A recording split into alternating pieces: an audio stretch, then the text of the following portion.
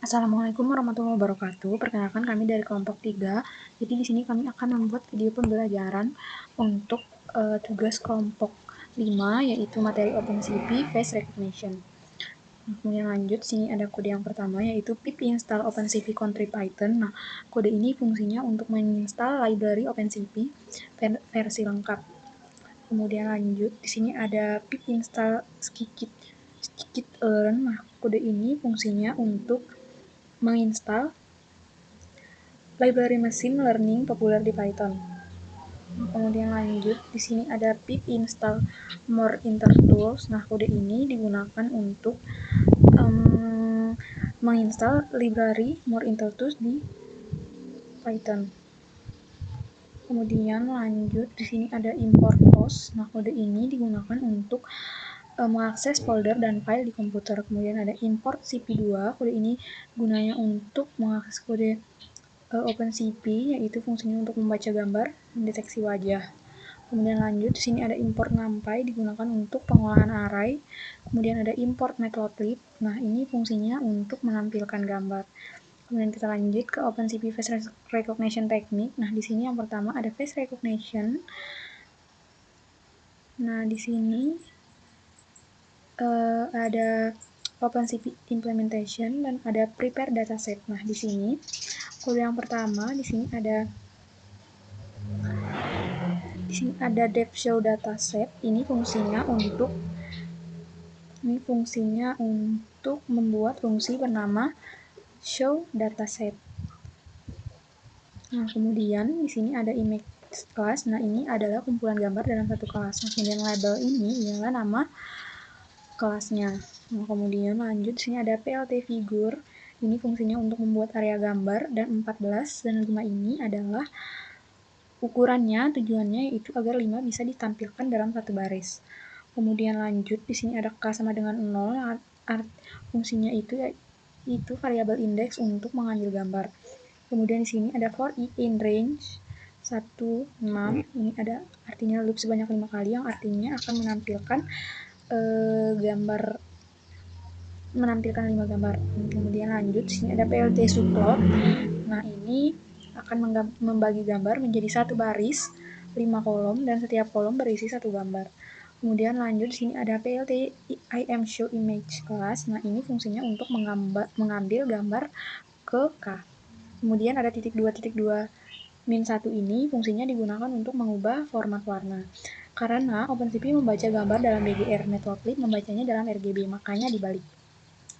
Kemudian lanjut, di sini ada except plt imshow_image class K cmap gray. Nah, ini jika gambar tidak berwarna maka akan ditampilkan grayscale.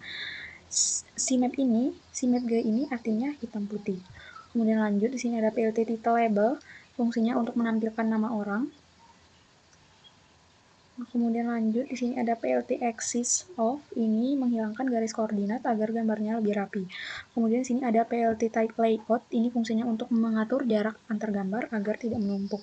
Kemudian di sini ada k plus sama dengan 1, yaitu indeksnya bertambah untuk mengambil gambar berikutnya. Kemudian ada plt show, digunakan untuk menampilkan semua gambar. Kemudian lanjut, di sini ada kode dataset folder. Nah, kode ini fungsinya untuk menentukan lokasi folder dataset. Kemudian ada name, list kosong untuk menyimpan nama kelas. Kemudian ada image, list kosong untuk menyimpan gambar. Kemudian ada for folder in OS, ini membaca semua folder di dalam dataset. Kemudian lanjut, sini ada for name in OS list dir, ini membaca semua gambar di dalam folder, tetapi hanya dibatasi sampai 70 gambar. Tujuannya yaitu untuk mempercepat training dan menghindari data terlalu banyak. Nah, kemudian lanjut, di sini ada img speed_to_imread. Nah, ini digunakan untuk membaca gambar menggunakan OpenCV yang hasilnya berupa array pixel. Kemudian lanjut, di sini ada image event img, yaitu fungsinya untuk menyimpan gambar ke dalam list image. Kemudian event folder ini menyimpan gambar ke dalam list folder.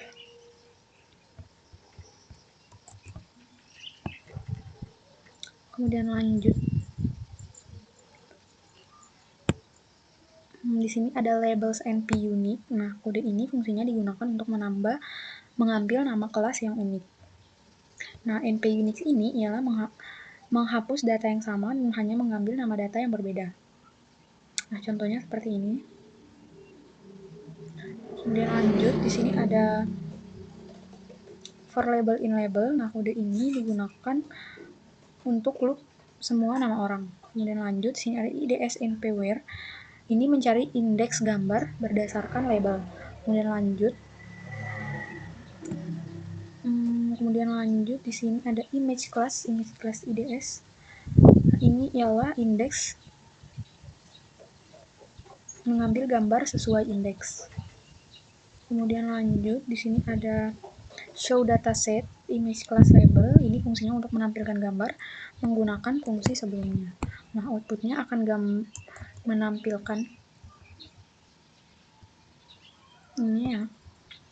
Ada gambar Colin Powell 5 gambar, kemudian Donald Rumsfeld 5 gambar, dan George W. Bush 5 gambar. Kemudian lanjut di sini ada face cascade. Nah, ini fungsinya untuk membuat model mendeteksi wajah hair cascade dari OpenCV. Nah, CP2 Cascade Classifier ini digunakan untuk mengambil model deteksi wajah. Kemudian Cascade Frontal Default ini adalah file model deteksi wajah. Dan file ini berada di folder hair cases, yang fungsi utamanya yaitu untuk mendeteksi wajah di dalam gambar.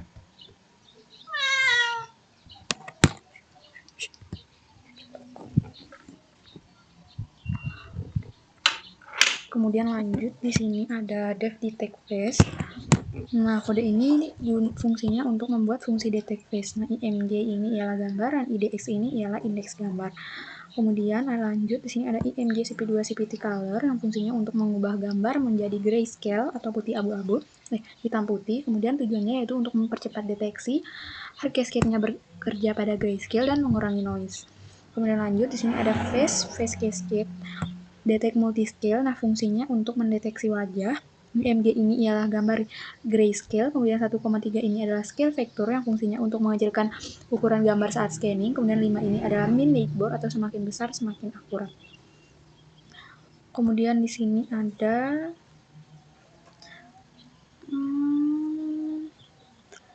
try X YWH face 0. Ini fungsinya untuk mengambil wajah pertama karena satu gambar biasanya hanya satu wajah.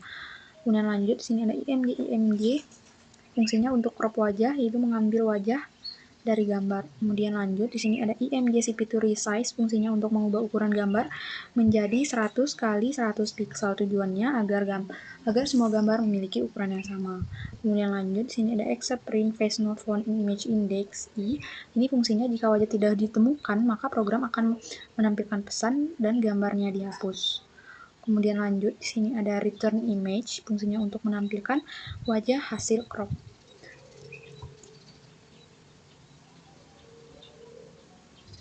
Kemudian lanjut, di sini ada crop image yang fungsinya list kosong untuk menyimpan wajah hasil crop. Kemudian ada for image enumerate. Nah, ini fungsinya untuk load semua gambar, dan enumerate ini ialah mengambil indeks dan gambar. Kemudian lanjut, di sini ada IMG detect face. Ini memanggil fungsi detect face yang hasilnya wajah 100 kali 100 atau non. Kemudian di sini ada if image is not known, jika wajah ditemukan. Kemudian ada crop image append image, menyimpan wajah ke list. Kemudian ada else del name I, yaitu jika wajah tidak ditemukan, nama dihapus, tujuannya agar label dan gambar tetap sama.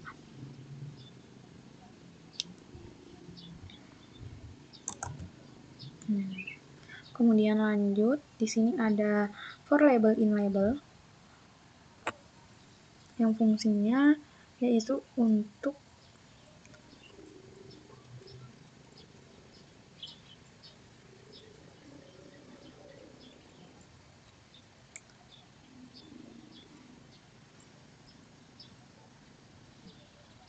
menampilkan wajah yang sudah di crop dan di resize berdasarkan label. Kemudian lanjut, di sini for label in label ini fungsinya untuk loop semua orang, yang contohnya ada di sini ada Colin Powell, Donald Rumsfeld, dan George W. Bush. Kemudian di sini ada IDSNPWhere, fungsinya untuk mencari indeks gambar berdasarkan label. Kemudian lanjut, di sini ada image class.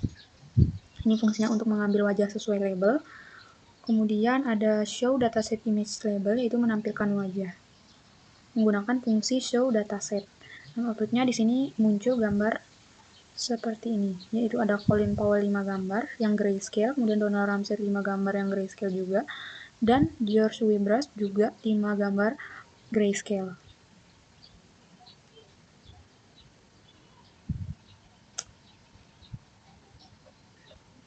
Baik, selanjutnya di sini ada encoding names, di mana pada baris pertama ini ada names. Names ini untuk menampilkan isi dari list names untuk verifikasi. Kemudian list name ini berisi label string untuk setiap gambar seperti pada output yang dihasilkan. Nah, ini setiap nama ini akan memiliki indeks numerik 0 sampai 4 yang akan digunakan sebagai label angka. Kemudian selanjutnya di sini ada print labels. Print labels ini untuk menampilkan array labels yang berisi daftar unik nama kelas. Kemudian hasilnya ada hasil input yang dihasilkan itu ada Colin underscore Powell, Donald underscore Rams, dan sampai Tony underscore Blair. Setiap nama akan memiliki indeks numerik 0 sampai 4 yang akan digunakan sebagai label angka. Kemudian selanjutnya di sini ada name underscore fake sama dengan np.array, np.where name sama dengan label 00 for name in names. Ini untuk mengkonversi label nama atau string menjadi vektor angka integer yang dibutuhkan oleh model face recognition. Nah, kemudian untuk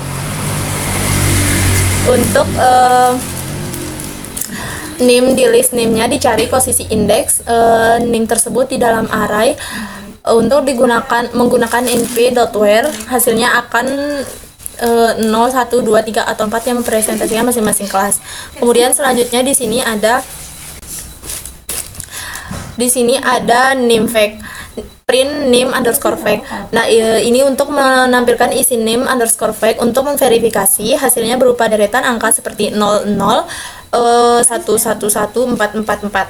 Nah, selanjutnya di sini ada create model face recognition. Nah, di mana pada baris pertama ini ada underscore model, hashtag model sama dengan cv2.face agent face recognizer underscore create. Sel ini membuat objek model face recognition. Dua baris pertama dikomentari hashtag, artinya tidak dieksekusi. Model yang aktif digunakan adalah LBPH. Nah, ini kemudian selanjutnya di sini ada model.train cropped underscore image name underscore fake, di mana ini adalah untuk melatih model LBPH menggunakan data gambar yang sudah diproses. Kemudian proses training pada LBPH ini bekerja dengan cara setiap gambar dibagi menjadi sel-sel kecil. Pada setiap sel dihitung histogram LBP-nya, kemudian seluruh histogram digabungkan menjadi satu vektor fitur yang mempresentasikan wajah tersebut. Model menyimpan semua vektor fitur beserta labelnya. Nah, proses ini tidak memakan waktu terlalu lama karena LBPH bersifat ringan dibandingkan deep learning. Nah, selanjutnya di sini ada save and load model. Nah, yang pertama ini ada model.save lbph underscore model.yml. Ini maksudnya untuk menyimpan model yang sudah dilatih ke dalam file berformat YAML. File ini berisi semua parameter dan data yang dipelajari model selama training. Manfaat penyimpanan model adalah untuk tidak perlu dilatih ulang setiap kali program dijalankan, cukup memuat file YAML untuk langsung menggunakan model yang sudah terlatih. File YAML ini bisa berukuran besar atau misalnya 40 MB karena LBPH menyimpan seluruh data histogram gambar training. Kemudian selanjutnya di sini ada model.read lbph underscore model.yml. Nah, di sini ini untuk membuat model dari file YAML yang sebelumnya disimpan. Kemudian setelah perintah ini dijalankan, model siap digunakan untuk prediksi tanpa perlu menjalani proses training ulang. Lalu di sini kita masuk ke tes model. Nah, pada perintah ini terdapat cv2.imread yang mana ini digunakan untuk membaca tes dari disk. Selanjutnya detect underscore face yang mana ini digunakan untuk mendeteksi dan crop wajah dari gambar tes, sama seperti proses pre-processing training. Lalu di sini juga terdapat model predict. yang mana perintah ini dilakukan untuk melakukan prediksi, lalu mengembalikan dua nilai IDX, itu indeks kelas yang diprediksi, dan confidence, itu tingkat kepercayaan atau jarak. Selanjutnya, labels dan confidence ini selanjutnya labels itu digunakan untuk mengubah indeks numerik kembali menjadi nama kelas yang dapat dibaca. Seperti ini outputnya. Selanjutnya kita masuk ke apply to all test dataset.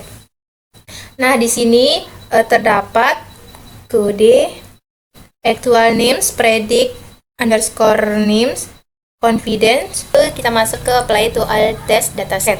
Nah, di sini terdapat perintah test underscore folder sama dengan test. Di sini juga terdapat actual underscore names, predict underscore name, dan confidence.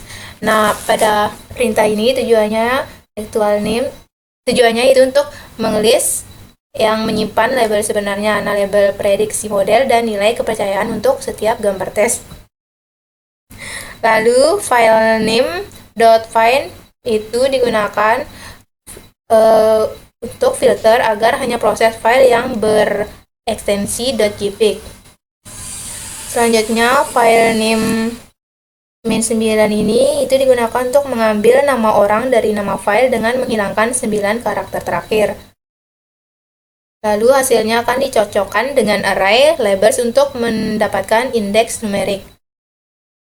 Nah, setiap folder tes berisi 25 gambar, 5 per kelas, yang tidak digunakan saat training, sehingga hasil evaluasinya akan mencerminkan kemampuan model mengenali wajah baru.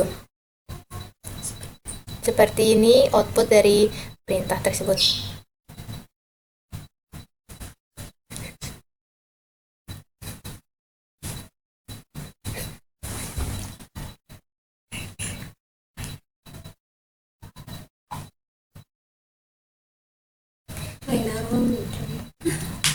Pulang aku guys, udah jamnya. Butuh waktu. Selanjutnya di sini ada perintah from sciklearn.matrix import confusion matrix. Nah, perintah ini digunakan untuk mengimport fungsi confusion matrix dari scikit-learn. Lalu confusion matrix itu tabel yang menunjukkan seberapa baik model dalam mengklasifikasikan setiap kelas, termasuk kesalahan-kesalahan yang dibuat. Selanjutnya di sini ada perintah import intertools delplot underscore confusion matrix. Nah, perintah ini tujuannya yaitu untuk membuat visualisasi confusion matrix dalam bentuk heatmap berwarna yang mudah dibaca. Nah, normalis ini jika true, maka nilai akan diubah menjadi proporsi 0,0 sampai 1,0. Jika false, maka akan ditampilkan sebagai angka asli.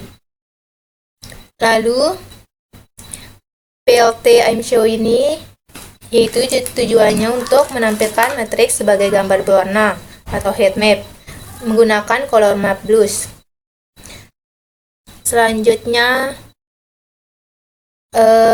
itertools.product yaitu untuk mengiterasi semua kombinasi baris dan kolom untuk menempatkan teks angka di tengah setiap sel.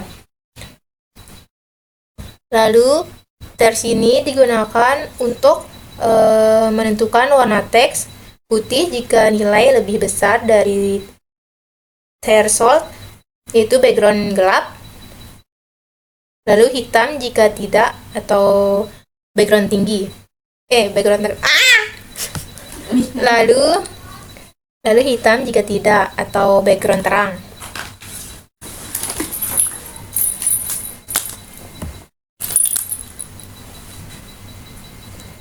Selanjutnya pada perintah ini terdapat CNF underscore matrix sama dengan confusion underscore matrix dalam kurung actual underscore names predicted underscore name np.set underscore print option, yang mana ini digunakan untuk menghitung confusion matrix dari hasil prediksi dan menampilkannya sebagai visualisasi.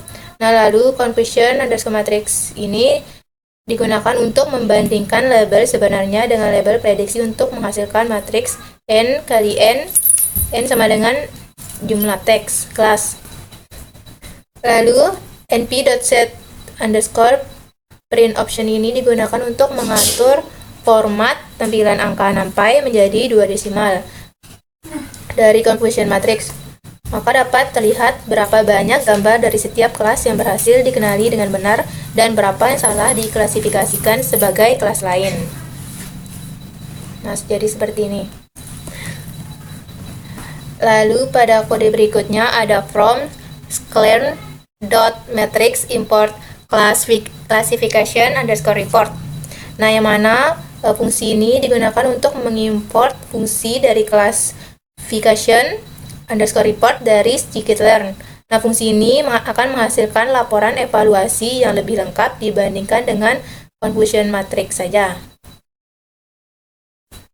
Selanjutnya di sini ada perintah print sama dengan classification report for test dataset. Lalu print dalam kurung classification underscore report dalam kurung actual underscore name predicted underscore name target underscore name sama dengan labels, yang mana perintah ini tujuannya untuk menampilkan laporan klasifikasi lengkap yang mencakup 4 metrik evaluasi untuk setiap kelas. Nah, precision yaitu dari semua prediksi kelas X, berapa persen yang benar-benar dari kelas X, lalu mengukur ketepatan prediksi. Selanjutnya, recall yaitu dari semua gambar yang sebenarnya kelas X, lalu berapa persen yang berhasil dideteksi. F1 score yaitu rata-rata harmonis dari precision dan recall. Nilai 1,0 adalah sempurna dan 0,0 adalah terburuk. Selanjutnya support yaitu jumlah gambar tes untuk setiap kelas. Lalu target underscore name sama dengan labels itu mengganti angka indeks kelas dengan nama kelas yang dapat dibaca pada laporan. Itu.